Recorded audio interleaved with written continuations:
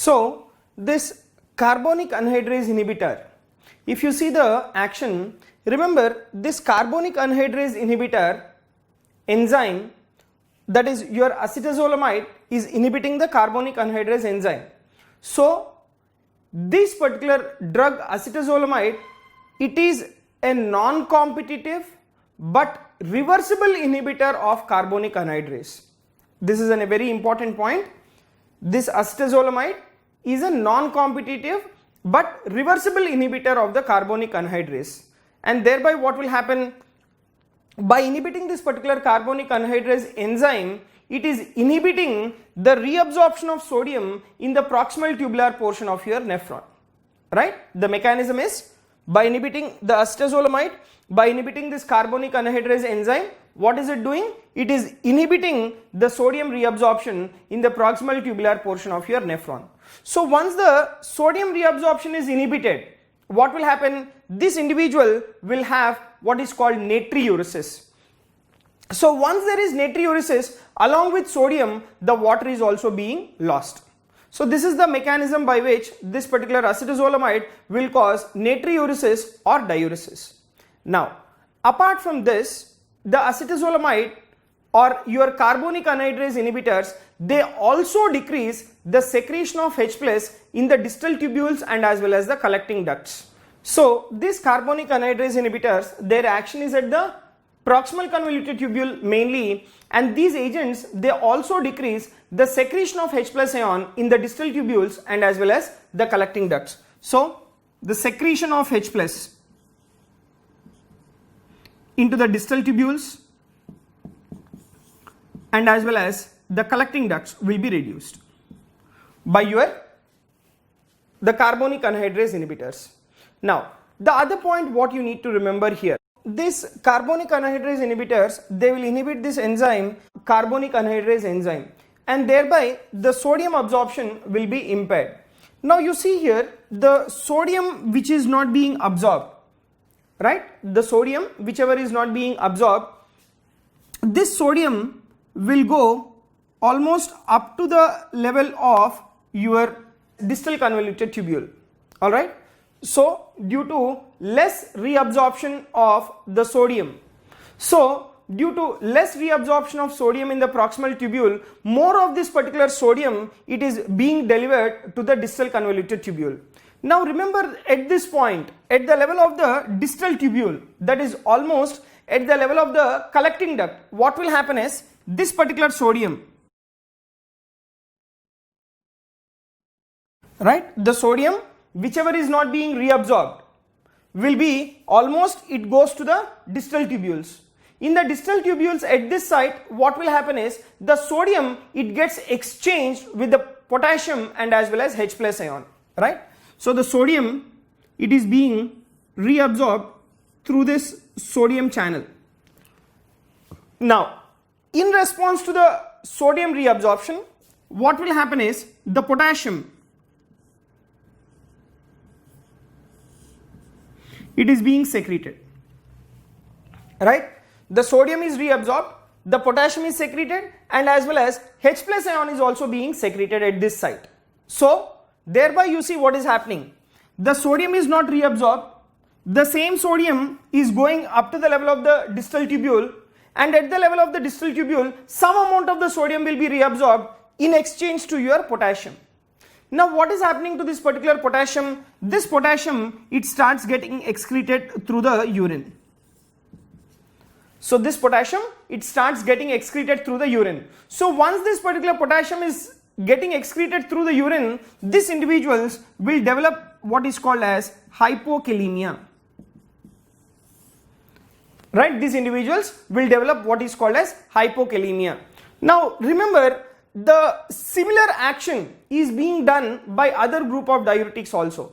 Remember, whatever the drugs that increase the delivery of the sodium to the distal tubules, these sodium in exchange with your potassium, all right? So all those group of diuretics, whichever will send the sodium up to the level of the distal tubules, this sodium is exchanged with the potassium, and the potassium is secreted into the tubule, and that appears in the urine, and the individual will land up in what is called hypokalemia. Now what are those group of diuretics which will show this similar action? One group of diuretics which will show this action is your carbonic anhydrase inhibitors. The other group of diuretics which will cause the similar action, that is hypokalemia, is your thiazide diuretics and as well as even your loop diuretics. Loop diuretics also, they have the similar action. So remember, carbonic anhydrase inhibitors, thiazide diuretics and loop diuretics, they will cause hypokalemia. And what is the mechanism of hypokalemia? The sodium, whichever is not being reabsorbed, different levels of the tubules, by the action of these diuretics, that sodium will come to the distal tubule and that gets exchanged with your potassium, and potassium it gets excreted out within the urine, resulting in what is called hypokalemia. Next, now remember, at equally natriuretic doses, the potassium excretion is maximum with carbonic anhydrase inhibitors, because the sodium whichever is delivered to the distal tubules is exchanged only with potassium, whereas the excretion of H plus is inhibited by these particular drugs.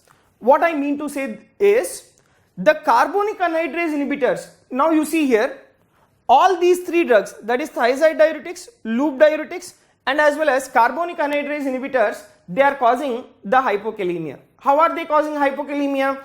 The sodium whichever is not being reabsorbed will reach up to the level of the distal tubules, and this sodium it gets exchanged with the potassium and as well as the H plus ions. Whereas the carbonic anhydrase inhibitors, what are they doing? These carbonic anhydrase inhibitors, they are not causing the secretion of the H plus ion. They are inhibiting the secretion of the H plus ion. So the ion whichever is exchanged with your sodium by your carbonic anhydrase inhibitors is only potassium. So that is the reason why these carbonic anhydrase inhibitors will cause maximum amount of your hypokalemia among all these particular three groups of diuretics. Now, remember, carbonic anhydrase inhibitors also decrease the aqueous humor formation.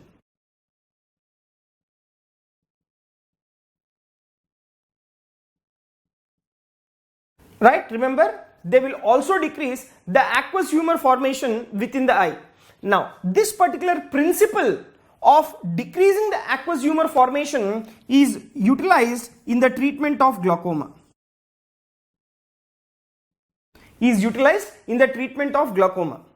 Next, there is another important use of your carbonic anhydrase inhibitors. What these carbonic anhydrase inhibitors will do is, these carbonic anhydrase inhibitors will raise the seizure threshold.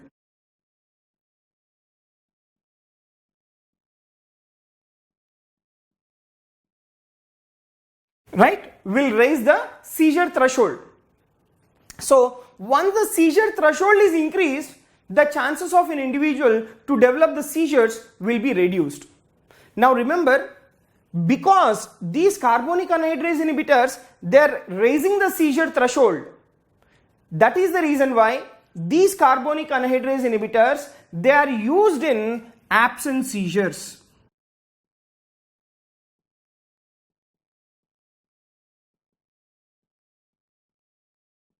They are used in absent seizures.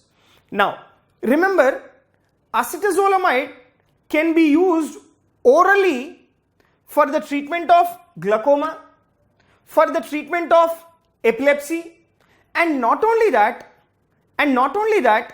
this acetazolamide, it is also used in what is called as acute mountain sickness.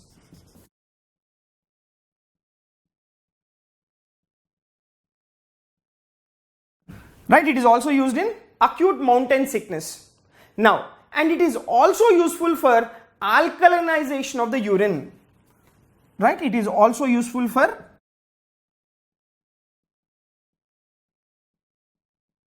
alkalinization of the urine.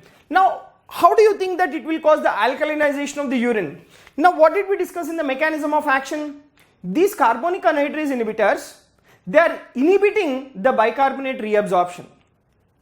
Now what did we discuss? We have discussed that normally the bicarbonate, it will be reabsorbed once it combines with the H plus ion. The bicarbonate, it combines with H plus, resulting in carbonic acid. Carbonic acid will break down in the presence of carbonic anhydrase. Then you get water molecule and as well as the carbon dioxide. This carbon dioxide and water molecule from the lumen, it enters into the proximal tubular cell, and within the proximal tubular cell it will again combine in the presence of carbonic anhydrase to form carbonic acid. This carbonic acid will split into H plus and as well as bicarbonate, and bicarbonate will be reabsorbed into the interstitium and H plus ion is secreted into the lumen. This is what we have discussed when we have discussed the mechanism of action. So in a normal individual, the bicarbonate is reabsorbed at the level of the proximal convoluted tubule.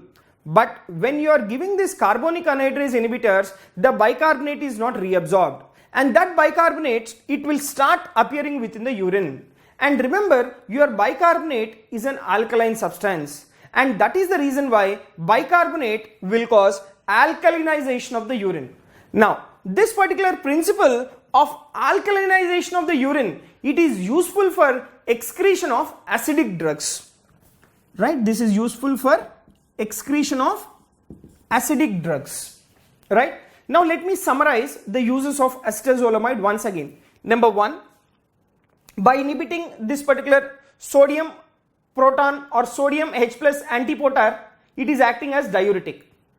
Next, it will reduce the aqueous humor formation, so it is used in the treatment of glaucoma. Next, this carbonic anhydrase inhibitor or acetazolamide, they will raise the seizure threshold. That is the reason why it is used in absence seizures, and it is used in acute mountain sickness. And next thing is, this acetazolamide, it is causing alkalinization of the urine by causing the bicarbonate excretion within the urine, and that is the reason why it is useful for excretion of the acidic drugs. Now, apart from acetazolamide, there are some other drugs which are used in the treatment of glaucoma. Now, what are that other drugs? That other drugs include what is called dorzolamide, and then you have brinzolamide. So this particular dorzolamide and as well as brinzolamide, they are topically acting carbonic anhydrase inhibitors. That means topically acting means they are directly put into the eye in the form of eye drops. So dorzolamide and as well as brinzolamide, they are topically acting carbonic anhydrase inhibitors for use in glaucoma in the form of eye drops. We give this dorzolamide and brinzolamide in the form of eye drops for the treatment of glaucoma.